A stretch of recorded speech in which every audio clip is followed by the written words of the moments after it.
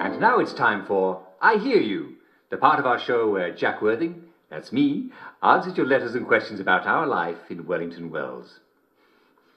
And my first letter is from Mrs. Emily Cluley of Falkland Road.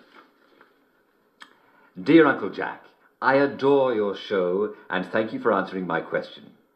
I have a big Victorian bed that my husband inherited from his grandmum, but most nights he crawls off to sleep in the small bedroom in the small bed we have there. He promises that it's not because I snore, but he won't say why he does, and I'm not sure he even knows. He seems a little sad. What should I do? Dear Emily. May I call you Emily? Your letter is quite touching. You know the answer, don't you? Yes. You see, if he seems a little sad, there's only one possible answer. He's off his joy a bit, isn't he? Yes. You must encourage him to take his pills, even if he seems a bit defiant. Take him to a doctor. There's no sense in sleeping in a rickety little bed in a small room when you can sleep in a proper English bed in a proper master bedroom. And quite frankly, even if you did snore, if he's taking his joy, then he should sleep soundly regardless. Just make sure he falls asleep before you do, and you both should be fine.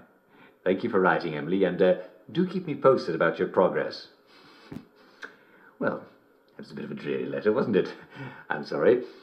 Forget I read it, will you? Let's take a look at another one, shall we? This one is from Mrs. Purdy Robbins Handley of Oldfield Park.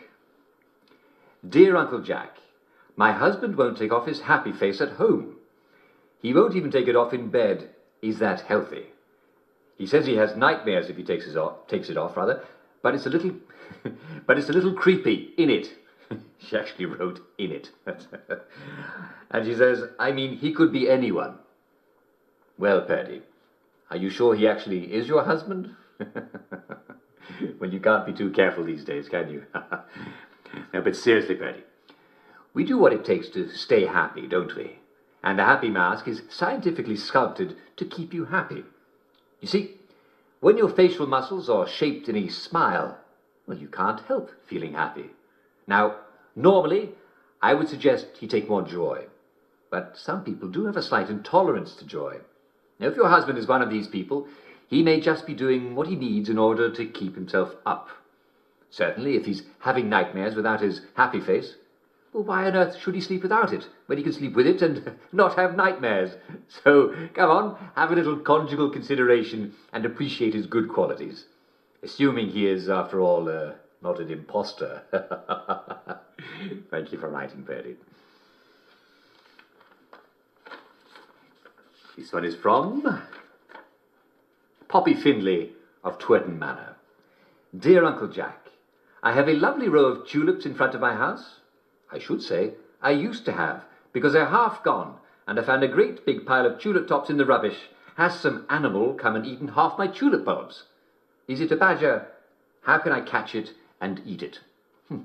Well, Poppy, I'm sorry to tell you it's extremely unlikely that you have a badger, given that the tulip tops were placed in the rubbish. I think that you might actually be dealing with a hungry human. Did you know that you can eat tulip bulbs? Yes, actually there's a fabulous and hilarious story from the Dutch tulip mania of the 1600s. See, there was this sailor who visited a friend of his, and he saw an onion on his table, and he ate it. Now, it turned out to be a rare tulip bulb worth hundreds of guineas. And he ate it. Can you imagine the kerfuffle that he heard? Well, I hope he enjoyed it. Actually, there's no word what happened to the sailor, but I bet he took the next ship out. Hope he wasn't hanged. Yes. Anyway, do you by chance happen to live near the garden district? Sometimes the unfortunate souls who live near there come into the village and, well, it wouldn't surprise me at all if it was them that ate your tulip bulbs. But I doubt there's anything you can do about it, except watch your remaining flowers and call the police if you see anyone near them. In the meantime, if you could eat tulip bulbs, you could probably eat the tops too with a bit of cooking. Well, it couldn't hurt anyway, eh? Well, I'm afraid we've come to the end of our time.